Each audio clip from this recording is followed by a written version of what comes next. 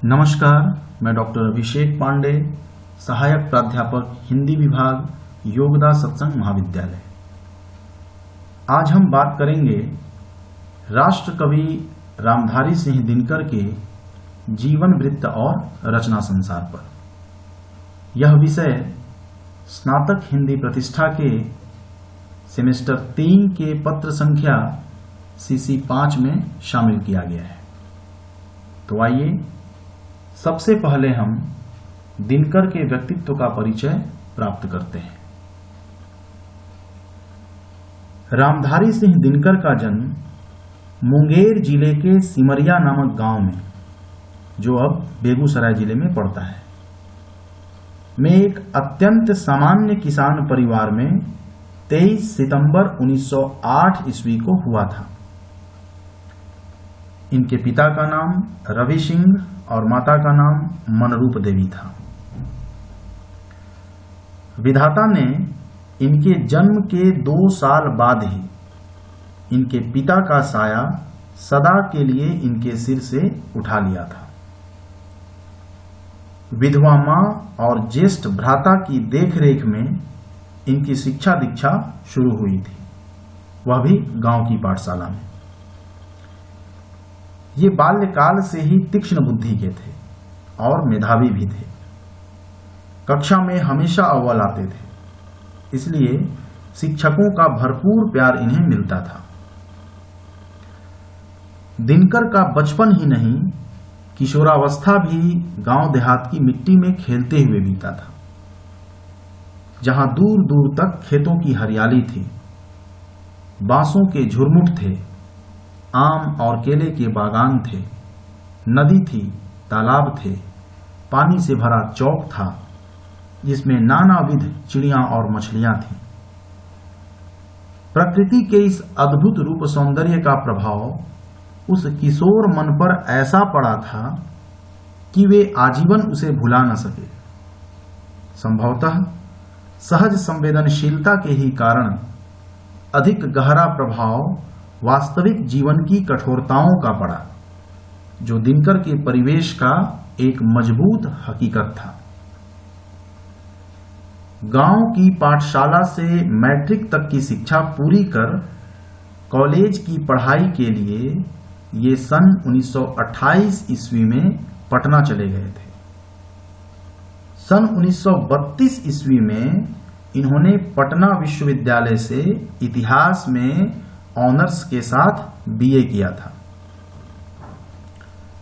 College की पढ़ाई का वही अंतिम वर्ष था, क्योंकि घर की माली हालत ऐसी नहीं थी कि ये आगे की पढ़ाई जारी रख पाते या प्रतियोगिता की तैयारी ही कर पाते। इनके पिता एक साधारण किसान थे। 3 भाइयों में मात्र 25 बीघा जमीन थी, यानी इनका हिस्सा मात्र 8 बीघा, जिसमें से आधी जमीन हर वर्ष गंगा के पेट में समा जाती थी। परिवार बड़ा था, उस पर से 13 साल की किशोरावस्था में इनकी शादी श्यामा नाम की कन्या के साथ हो गई थी। यही सब कारण थे कि आगे की पढ़ाई छोड़कर इन्हें जीविकोपार्जन के लिए नौकरी की तलाश में निकलना पड़ा था। अब हम जानेंगे कि अपने जीविकोपार्जन के लिए दिनकर किस किस पद पर प्रतिष्ठित हुए।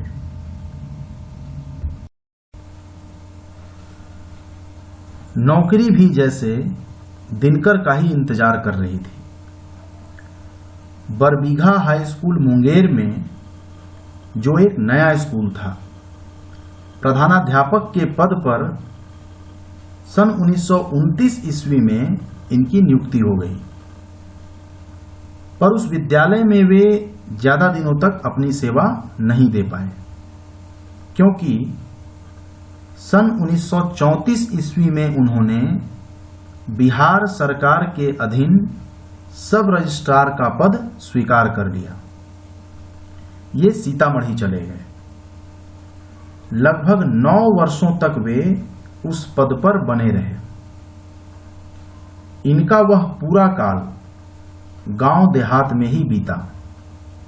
इन्होंने गांव की गरीबी देखी, सन 1934 ईस्वी का भूकंप देखा, जनता की पीड़ा देखी, उनका शोषण देखा।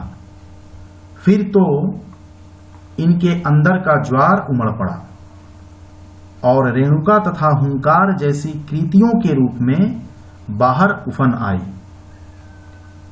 जिन्हें पढ़कर देश की जनता बौखलाने लगी। फिर क्या था, दिनकर की संचिका तैयार होने लगी। इन्हें चेतावनियां भी दी जाने लगी। फिर 4 साल के अंतर्गत 22 बार इनका स्थानांतरण किया गया। सरकार का उद्देश्य था कि वे परेशान होकर नौकरी छोड़ दें, पर इनकी व्यवस्था थी कि न तो ये नौकरी छोड़ सकते थे और न ही अपनी आंतरिक भावनाओं को दबा सकते थे। अंत में सन 1943 ईस्वी में इनका स्थानांतरण युद्ध प्रचार विभाग में कर दिया गया। ये फिर से पटना आ गए थे। सन 1947 ईस्वी के 15 अगस्त को देश आजाद हो गया, तो इन्हें बिहार सरकार के जनसंपर्क विभाग में उपनिदेशक बना दिया गया।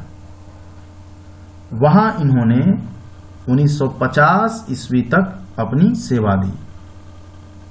उन्हीं दिनों बिहार विश्वविद्यालय मुजफ्फरपुर में हिंदी विभाग में प्राध्यापक बने। थोड़े ही दिनों के बाद ये वहीं हिंदी के विभागाध्यक्ष भी बन गए।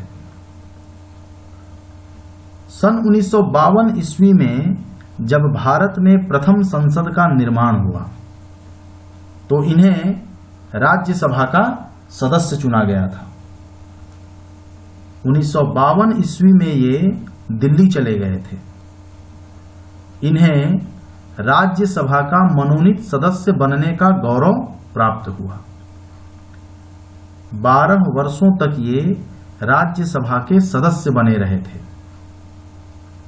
अपने 2 बार के दिल्ली प्रवास के पश्चात 1964 ईस्वी में दिल्ली से बिहार आ गए और सन 1964-65 ईस्वी तक वे भागलपुर विश्वविद्यालय के कुलपति बने रहे। उन्हीं दिनों इन्हें भारत सरकार के गृह मंत्रालय में हिंदी सलाहकार मनोनीत किया गया, जहां ये 1965 ईस्वी से 1971 ईस्वी तक बने रहे। इस प्रकार हम देखते हैं कि 1929 ईस्वी से लेकर 1971 ईस्वी तक, यानी 42 वर्षों तक ये किसी न किसी रूप में सरकारी सेवा में ही बने रहे।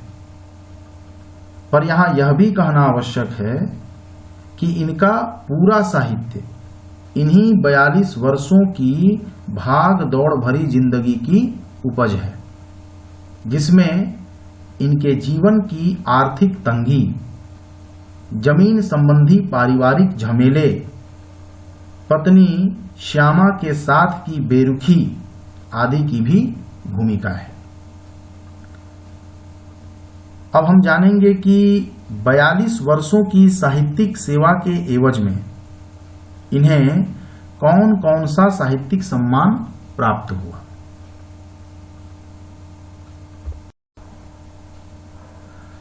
अपनी कृतियों की बदौलत हिंदी साहित्य में पुरस्कार और सम्मान पाने वाले कृतिकारों में दिनकर सबसे समृद्ध साहित्यकार हैं।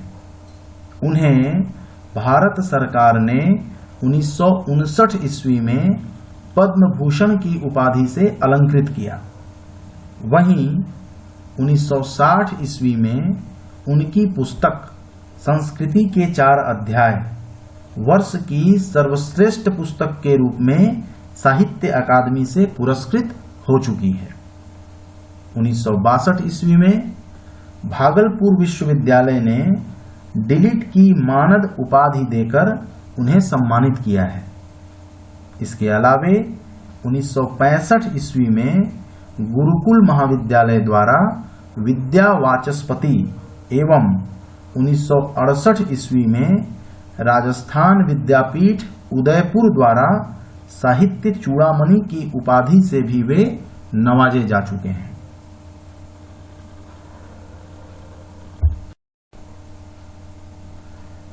प्रिय छात्रों, चूंकि पाठ्यक्रम में आपको दिनकर के कवि रूप को ही पढ़ना है, अतः यहां हम दिनकर की प्रमुख काव्य की ही चर्चा करेंगे।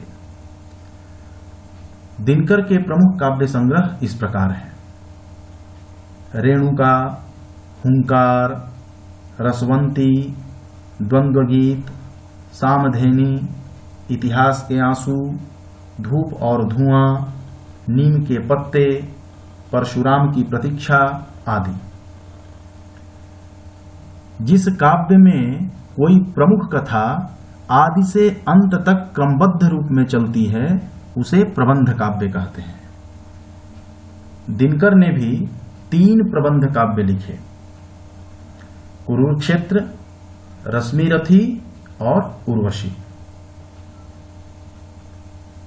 मेरे अगले वीडियो लेक्चर में आप दिनकर की काव्यगत विशेषताओं से परिचित होंगे। धन्यवाद।